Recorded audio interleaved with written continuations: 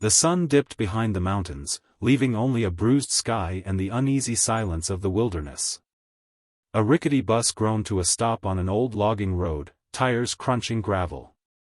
The vehicle had no destination anymore, just a prayer and a patch of forest someone once called safe. Inside, 20 strangers sat in silence, exhausted from the chaos they'd escaped. No one spoke until the door creaked open.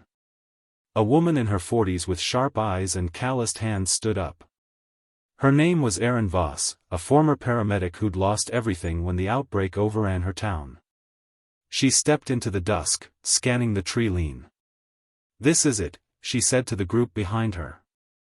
"It's not much, but it's away from the cities. No roads, no undead, at least not yet." Behind her, the others hesitated. They were an unlikely mix: ex-cop, teacher, mechanic, teenager, even a retired professor. They'd met by chance in a quarantine camp that fell in one night. Together, they'd stolen the bus and driven for days, chasing a rumor that there was a place beyond the reach of the dead. Hector, a wiry man with grease-stained hands, stepped out second. "We'll need shelter before dark. That bus won't hold up much longer." A young woman named Layla carried a rusted rifle on her back and scanned the trees. "Shelter's fine. But what about food? Water? There's nothing out here." Erin turned. "There's an old ranger station a mile up. My brother used to work near here. If it's still standing, that's our best shot." They moved together in a slow, tense procession. Each step felt heavier as night fell. Birds no longer sang, and even the wind felt like it held its breath. The wilderness had always been quiet, but now it was the kind of silence that felt watched. An hour later, they reached it, a wooden structure half-collapsed but still standing. The porch sagged, and vines had crept across the roof, but the door opened without complaint. Inside were dusty maps, broken furniture, and, miraculously, a working wood stove.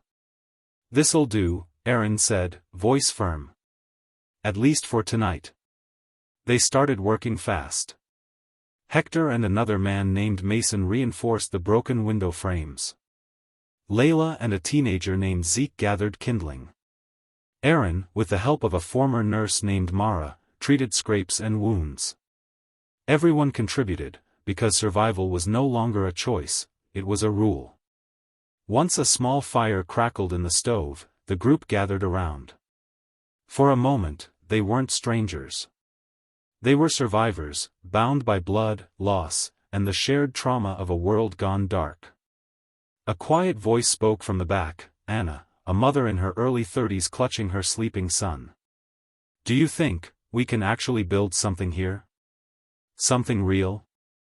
No one answered for a moment.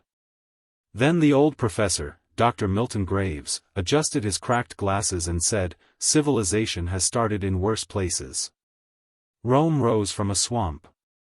Why not us from the ashes?" Laughter flickered, weak but genuine.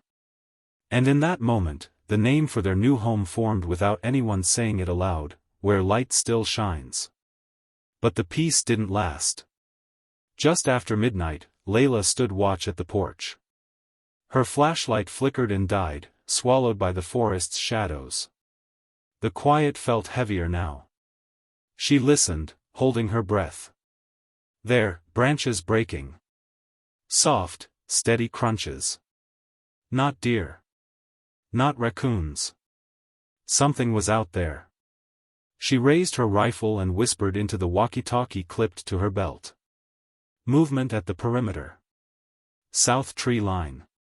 Erin, already half awake on the floor, grabbed her axe.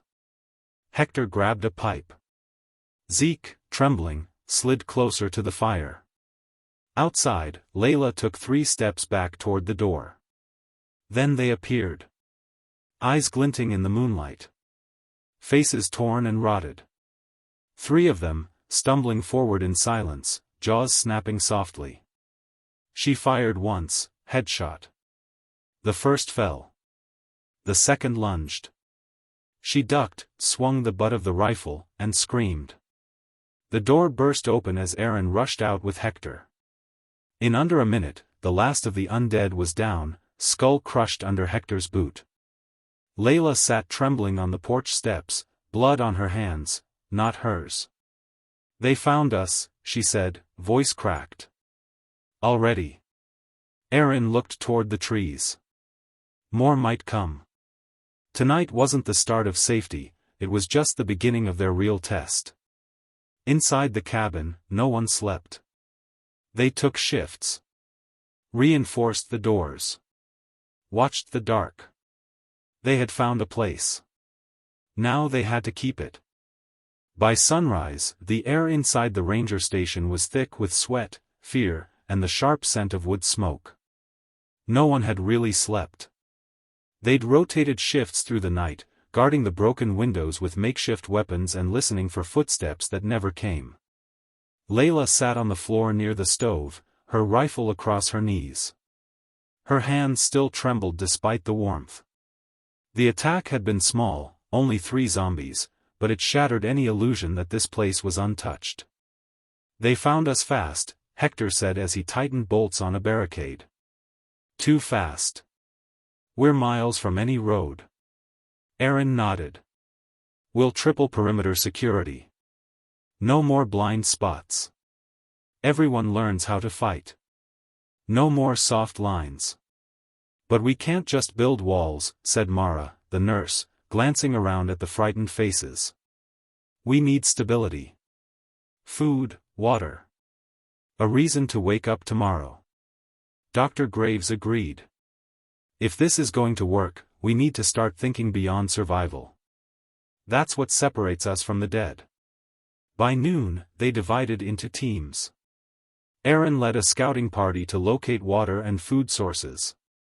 Layla stayed behind to train the less experienced in basic defense. Hector and Mason worked to reinforce the ranger station, while Graves took on inventory, whatever tools, medicine, and supplies were still usable. The forest felt different in daylight. The trees were still, the air clean. Birdsong returned, tentative and scattered. But the tension in the group never left. Every snapped twig brought eyes to weapons. Every shadow looked like a threat. Aaron's team, Zeke, Mara, and an ex-firefighter named Boone, followed a faint trail from the back of the station. It led downhill through the woods, past the skeletal remains of an old hiking path. 30 minutes in, they heard it, the gurgle of flowing water. A stream. Fresh, Boone confirmed, dipping his canteen. "We'll need to build a filtration rig, but this'll keep us going." Mara scanned the trees. "You think we'll find game around here?" "Could. Elk maybe. Rabbits if we're lucky." They marked the stream's location on a faded park map and returned just before sunset. Boone carried a large branch with claw marks on it. He tossed it down onto the porch with a thud. "Fresh scratches. Bear or worse. We're not alone out there." Aaron stared at the marks. They were deep. Recent. "We'll have to set up alarms. Cans, tripwire. Anything that gives us time to react." Back inside, Layla had set up a simple defense training circuit, blunt weapons, aiming drills, and close combat technique. It wasn't perfect, but it gave people something to focus on, something to believe in. Anna, the mother, stepped forward after watching for an hour. "I want to learn," she said, gently setting her son aside. Layla handed her a steel pipe. "Then swing like your life depends on it. Because one day, it will." By evening, the strangers felt a little less like strangers. The station buzzed with quiet cooperation.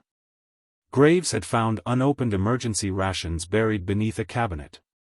Boone had built a temporary latrine outside. And Zeke, awkward and quiet, had repaired a broken lantern using parts from a dismantled radio. That night, they ate by firelight. Nothing fancy, just ration bars and boiled stream water, but it was shared. That made all the difference. "We should give this place a name," said Hector, chewing thoughtfully. Why? Zeke asked. Because if we're going to survive here, it should feel like it matters. A place with a name is a place worth defending. Aaron looked at the fire, its glow dancing on tired faces. What about where light still shines? There was a pause. A silence of agreement. The name was soft. Defiant.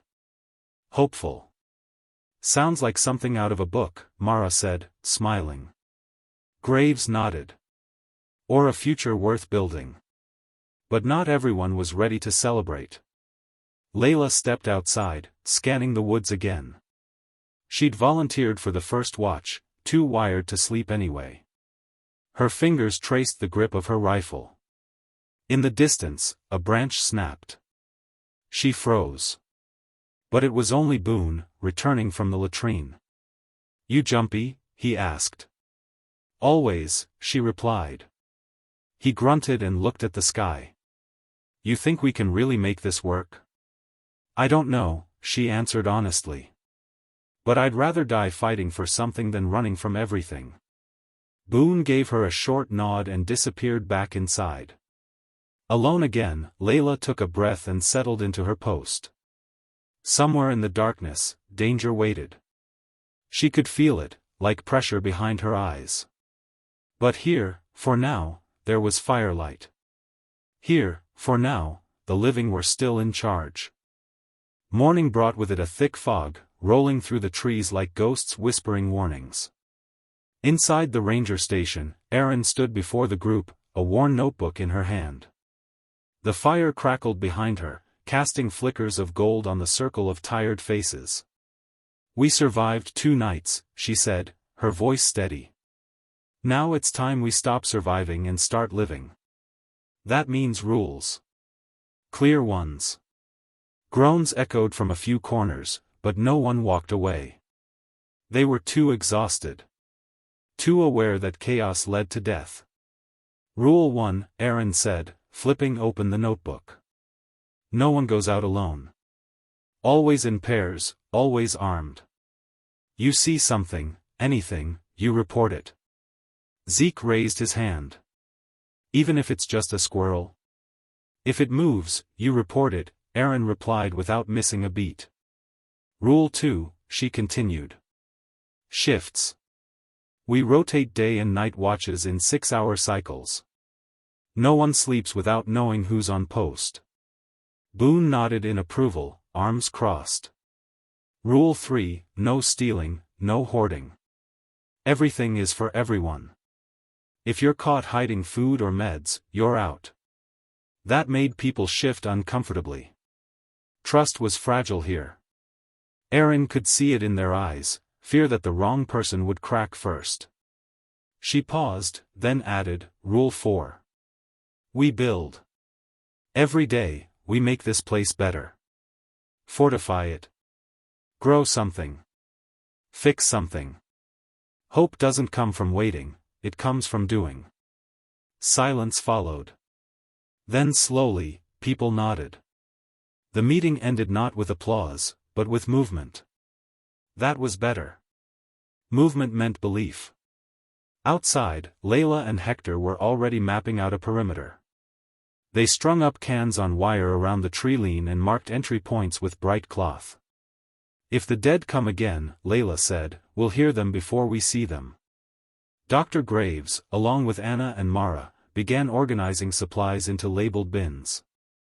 Graves had also taken it upon himself to start drawing maps by hand, every trail, stream, and elevation shift. Knowledge is survival, he muttered as he sketched with charcoal.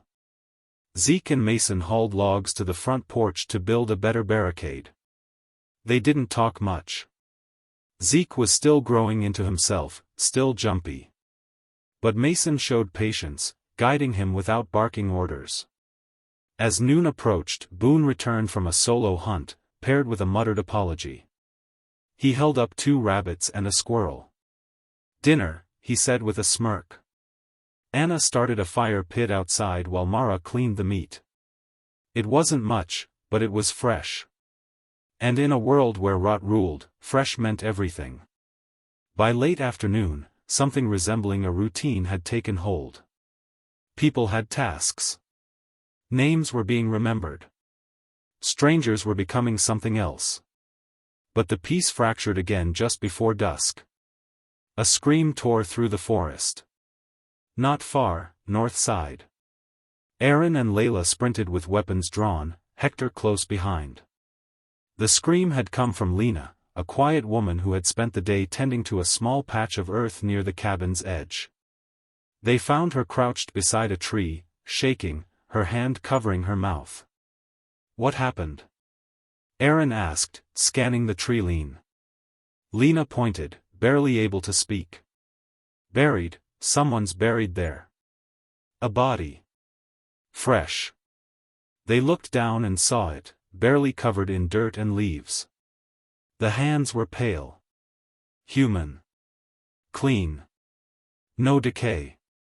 Aaron dropped to one knee and began digging with her knife. The others joined her, and within minutes, the rest of the body was uncovered. It was a man. Middle-aged. Wearing a parka. No bite marks. But his throat had been cut, clean across. Blood had soaked into the dirt. "This wasn't one of ours," Layla said, voice low. "Someone else has been here." Aaron stood slowly, mind racing. This wasn't the dead. This was execution. Zeke arrived, out of breath. Did the dead do this?" "No," Aaron replied coldly.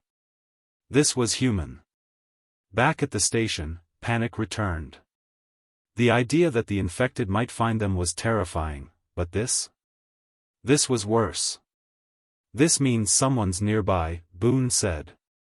"Someone who doesn't want to be found." Hector paced. "And if they see our smoke, our lights?" "They already have," Layla finished.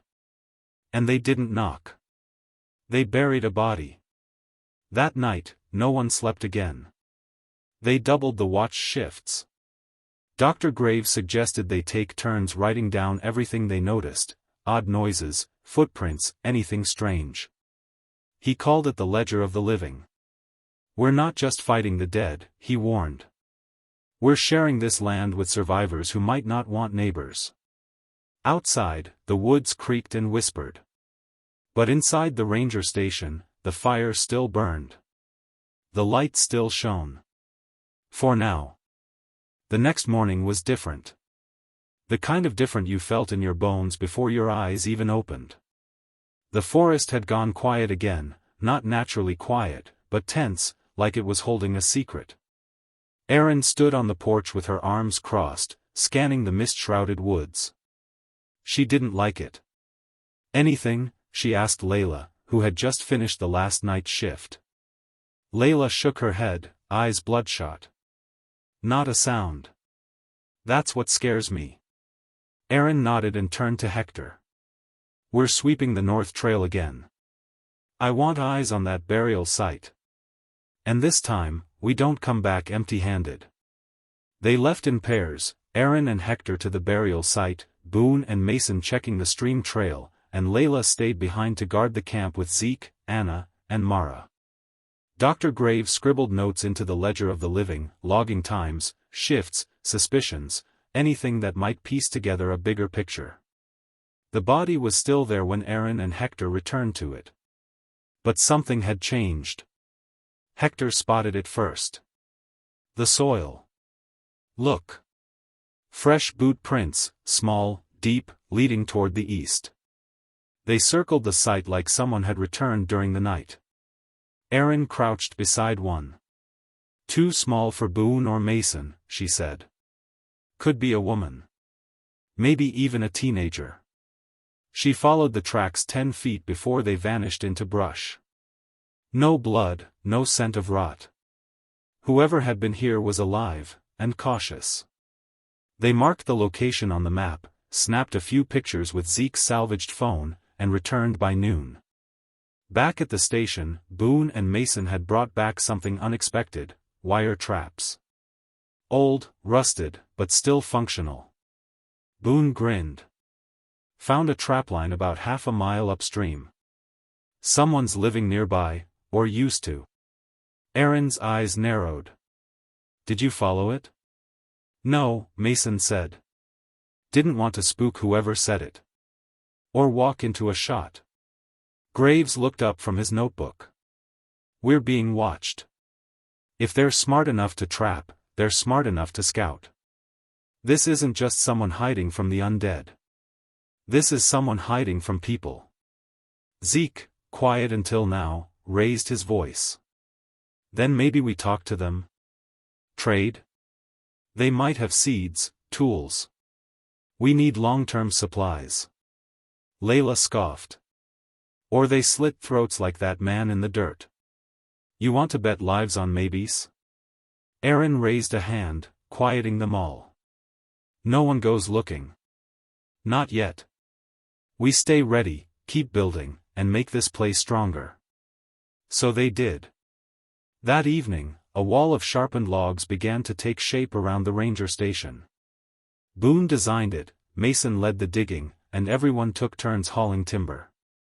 Even Anna, with her young son at her side, stacked branches like her life depended on it, because it did. Inside, Layla trained Zeke on how to reload a pistol. His hands trembled, but his aim was improving. You keep calm, and you keep your eyes open, she told him. Hesitate, and someone else dies. Zeke nodded, jaw tight. I won't freeze again. The fire burned low that night, and still, no one slept well. A storm rolled in just after midnight. Rain pelted the roof, masking all other sounds. Erin sat near the door, gripping her axe, listening harder than the storm allowed. Suddenly, a faint clang, metal on metal. She stood fast, nudged Boone awake. Tripwire. South perimeter. Boone grabbed his rifle, and together they crept outside. The rain stung their faces, the wind howled, but they moved like ghosts through it, boots silent on mud.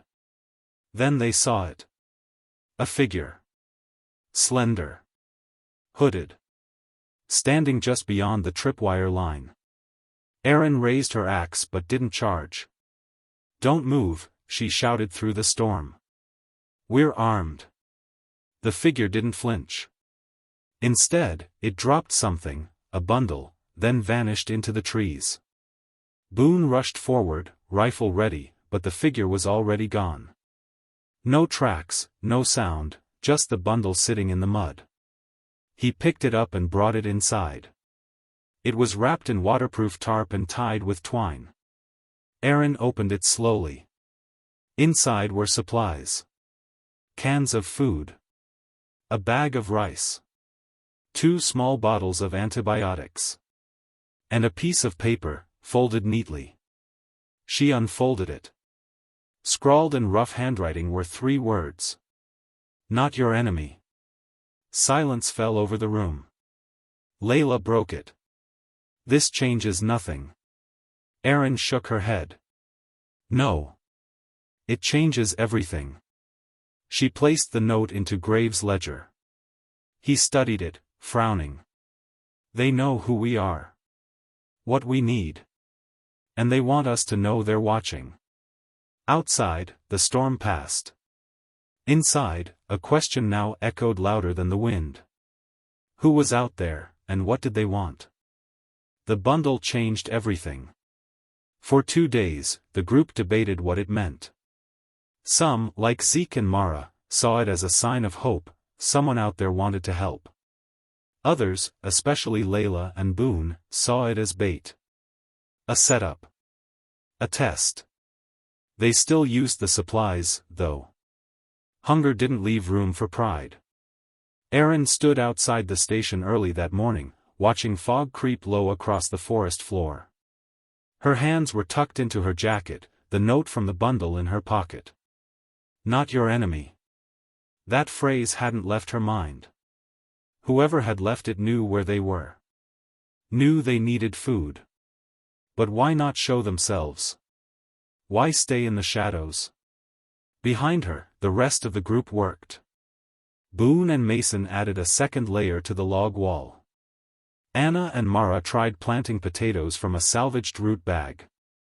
Dr. Graves studied the surrounding forest with binoculars from the cabin roof, recording every movement, every shift. "We can't be alone," he'd told Aaron the night before. "There's an intelligence to this. A pattern." The forest, as if listening, remained still. Layla approached Aaron now, gear slung over her shoulder. "We should find them." "We don't know who they are," Aaron replied. "Exactly. That's the problem. I'm not risking people on a scouting trip based on a mystery gift." Layla frowned. "They know we're here. We don't know where they are. That gives them the advantage." Aaron didn't argue. She just nodded. Because Layla wasn't wrong. By midday, the fog lifted, revealing tracks near the western edge of their camp, boot prints, small, light, moving quickly across the trail and gone again. They weren't from anyone in the group. Whoever was out there had come closer. Aaron finally relented. "We form a team. 2 people. Light, quiet, fast. 1 day out, 1 day back. No contact unless it's safe." Layla was already packing before she finished the sentence. Zeke volunteered to go, surprising everyone. "I know the trails. I'm quiet. I've got good eyes." Aaron hesitated. He was young, still green, but he'd shown heart. Discipline. "If you go, you follow Layla's lead. No heroics." He nodded. "Understood." They left that afternoon, cutting west through the pines, moving low and careful. Layla moved like a shadow. Zeke tried to copy her footsteps exactly. They marked trees with chalk as they moved, following the terrain down toward the old trapline Boone had found. 3 hours in, they found signs, fresh snares, a fire pit still warm, and animal bones stripped clean. Someone had eaten here, not more than 12 hours ago. Then they found something else. A clearing with a tree at its center. Tied to the tree was a piece of fabric, bright red, torn from a jacket. Pinned to the bark beneath it was another note, written in the same rough handwriting. "Not all survivors are good people. Keep your light hidden." Zeke looked at Layla, wide-eyed. "They're warning us?" Layla nodded slowly. "Or testing us again." They took the note and marked the location before heading back toward camp. The forest was darker now. Heavier. Back at the station, the rest of the group had gathered. Boone and Hector had spotted movement in the distance, 2 figures walking along the ridgeline at sunset. Too far to identify. Too purposeful to be random. "They're circling us," Hector said. "Watching how we move." "Scouting," Boone added. "Like predators." Aaron studied the new note when Layla and Zeke returned. Her face hardened. "There are more survivors out there. Maybe more than one group. And if they're not friendly?" Graves asked. Aaron didn't answer right away. Then we become something no one wants to mess with." That night, they lit no fire. They whispered instead of spoke. They sharpened weapons and took turns on watch. Aaron knew what they were doing, turning their light off, just like the note said. But it wasn't fear that drove her. It was calculation. Let them watch, she thought. Let them wonder what we're capable of. In the dark, Anna held her son close. Mara sat near her, a hand on her shoulder. Boone cleaned his rifle by moonlight. Zeke rested, boots on, rifle beside him. Layla didn't rest at all. The cabin was no longer just shelter. It was home. And home was worth defending. Outside, in the distant woods, unseen eyes watched. And somewhere among the trees, a different kind of survivor moved, cautious, dangerous, and very much alive. As the night deepened, Aaron stared into the trees and whispered to no one, "Let's see who blinks first." The morning was strangely clear. No fog.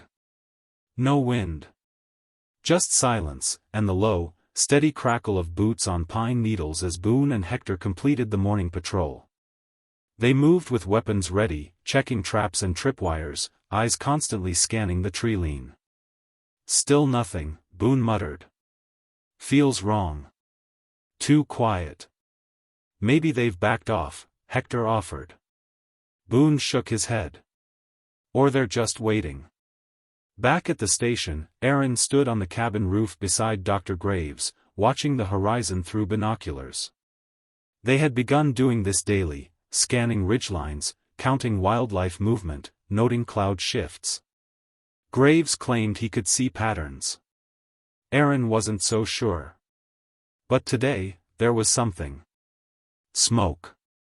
A thin black column rising just east of their position, far enough not to smell it, but close enough to be a problem. Graves lowered his binoculars. Not natural. That's a controlled burn or a cook fire. Could be them, Aaron said. Could be someone else entirely. By mid-morning, the group gathered around the main table inside the cabin. Layla stood by the window, tense. Boone leaned against the wall, arms folded. Zeke clutched a map and compass, his jaw tight with anxiety. We need to know who's out there, Aaron said. That smoke didn't rise by accident. Layla nodded. I'll go. I'll go with her, Zeke said before anyone else could speak. Boone stepped forward. You're still green, kid. I've done 2 recon trips, Zeke shot back. I'm quiet, and I know how to read trails better than anyone here. Aaron studied his face. The fear was there, but so was something else, conviction. He was growing. Fast. Okay, she said. But you don't engage. You get eyes on the source and come back. No contact unless it's safe. Layla and Zeke left within the hour. They took the eastern trail, weapons low, eyes forward. The smoke drifted higher now, the wind helping them track it. After an hour, they crested a low ridge and saw it, an old church, roof partially collapsed, but standing. Smoke rose from a fire pit behind it. Movement flickered between the broken windows. They crouched in the underbrush. Zeke raised his binoculars and froze. Layla. I see a child. Layla took the binoculars. Sure enough, a girl, no older than 10, barefoot, carrying a bucket of water from a nearby stream. Behind her, 2 adults moved, one tall man, one shorter woman, both armed. Another survivor group, Layla whispered. Zeke swallowed hard. They've got a kid. Maybe they're not. A sudden snap behind them made them both freeze. Too late. A figure stepped from the trees, hooded, rifle raised. Another followed. Then a third. All silent. All focused. Layla raised her hands slowly. Zeke did the same. Stay calm, she whispered. The tallest of the strangers spoke. We don't want a fight. Just answers. Back at the station, the mood soured quickly when Layla and Zeke didn't return by nightfall. Aaron paced near the fire, fists clenched. Mason, Graves, and Boone stood ready. Too long, Boone said. Something's wrong. Or they're playing it safe, Mara offered, trying to stay hopeful. No, Aaron said. Something's off. Then came the signal, 2 quick flashes from a mirror deep in the trees, followed by a third. It was Layla's code. They were close, and not alone. The group scrambled into position. Aaron at the front door. Hector and Boone on the sides. Mason with the rifle on the roof. Anna and her son hidden in the cellar. 5 minutes later, Layla emerged from the tree line, hands raised, Zeke behind her. With them came 3 strangers, equally cautious. Aaron didn't lower her axe. Talk. The tall man stepped forward, hands open. We saw your smoke. Left supplies. Watched. Thought you might be hostile. You buried a man near our camp, Boone growled. He tried to kill us, the man replied. Took a swing at my daughter with a blade. A beat of silence. Erin looked at the girl, shivering beside her mother. No one that small should have to grow up in this world. Why reach out now? Erin asked. The man looked her in the eye. Because there's something worse coming. And we can't face it alone. What kind of worse? The woman answered. A group. Armed. Organized. They're clearing territory. Not rescuing. Not rebuilding. Just erasing. Layla tensed. They headed this way? They were 2 towns south of here a week ago. We ran. They don't leave survivors. Erin exchanged looks with her people. There were choices now. Hard ones. Let strangers in, and risk everything. Or shut the world out, and face it alone. She looked at the fire. Then at the girl. And made a decision. Come inside, Erin said. We've got a place, where light still shines. The newcomers slept in the cabin that night, but no one else truly did. Layla kept her rifle within reach, posted near the porch. Boone didn't even sit, he just paced. Zeke sat beside the fire, quietly watching the little girl, Ava, as she curled against her mother. Erin stood with Hector by the front door, whispering. You trust them? Hector asked. I trust the way that kid clung to her mom, Erin replied. But that doesn't mean we drop our guard. Dr. Graves had insisted the newcomers be questioned thoroughly in the morning. Erin agreed. But something about the man, Darren, made her uneasy. He wasn't aggressive, not rude. Just, too calm. At sunrise, the questioning began. The newcomers sat at the main table, Darren, his wife Nadia, and Ava between them. Erin stood across from them. Graves, Boone, and Layla flanked her. We need full transparency, Erin began. We've built something here. We're not risking it. Darren nodded. Ask anything. Where were you before the church? Graves asked. A FEMA camp. South of here. Didn't last. Got overrun 3 months ago. We ran north, looking for high ground. Found that old church. Thought it was safe. And the man you buried? Layla asked. Nadia looked down. Darren's voice was steady. He was with us. A loner. Kept saying weird things. Claimed he was chosen to cleanse the earth. One night he snapped. Came after Ava with a knife. We handled it. Boone folded his arms. Convenient story. Darren met his gaze. You're welcome to dig him up and check for yourself. We already did, Erin said. Silence. Zeke, sitting off to the side, spoke softly. What about the armed group? The ones clearing territory? Darren shifted, then nodded. They call themselves the Second Dawn. We crossed paths 2 weeks ago. They don't bother with infected. They hunt people. Why? Mara asked, eyes wide. They think the infection was nature's way of correcting mankind. Anyone who survived? They see as unnatural. A mistake. They're zealots, Graves murmured. Fanatics. Worse, Darren said. They're organized. Radios. Uniforms. Drones. They're not just roaming, they're building something.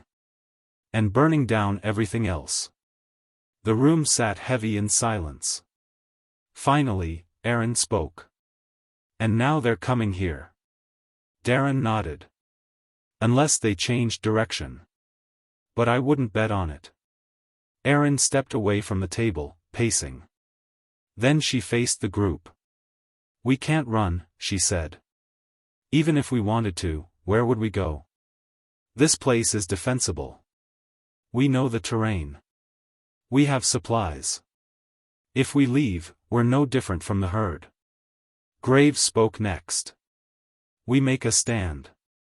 But we do it smart." They got to work before noon. Hector and Mason reinforced the southern wall with metal sheets salvaged from an abandoned water tank. Boone and Zeke rigged more traps, tripwires, spike pits, noise alarms. Layla took a team into the woods to scout and set up fallback points in case they needed to retreat under fire. Inside, Graves and Nadia worked on signal jammers, simple devices that might disrupt drone control. Darren assisted, mapping out possible attack routes based on what he'd seen of the Second Dawn. That night, the group sat around the fire, not to relax, but to plan. "We're outnumbered," Boone said. "If they're half as armed as he says, we won't survive a head-on assault." "We don't fight fair," Layla countered. "We use the forest. The traps. Confuse them. Bleed them." Aaron nodded. "We make this a war they regret starting." Anna, quiet until now, spoke. "And what if they get through? What if they take this from us?" Aaron looked at her. "Then we take it back. But we don't give it up." Zeke held the map tightly in his hands. "We built something here. We matter here." Ava spoke for the first time then, her voice small. "Are we safe now?" Everyone froze. For a moment, there were no strategies. No defenses. Just a little girl looking for a promise. Aaron knelt beside her and said softly, "We're going to try our best. And that means something here." That night, the fire burned low, but the energy in the camp had shifted. Fear was still there, but beneath it, something stronger had taken root. Determination. The next day would be spent preparing for war. Laying final traps. Loading weapons. Organizing the wounded, the fallback positions, the exits. No one spoke of failure. No one allowed doubt.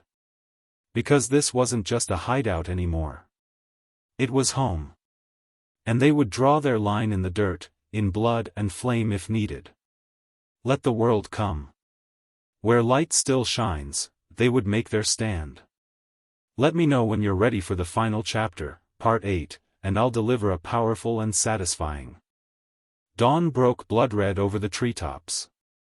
From the rooftop of the ranger station, Erin watched the horizon like she had every morning, but today, she didn't lower the binoculars. In the distance, movement. Not deer. Not infected. People. Marching in formation. Slow. Steady. The second dawn had arrived. "They're here," she called. Below, the survivors moved fast. No one panicked. Everyone knew their role. Boone, Zeke, and Hector rushed to final trap positions, sharpened stakes and noise bombs hidden beneath leaves. Layla took up her rifle in the sniper nest she and Mason built high in an old pine.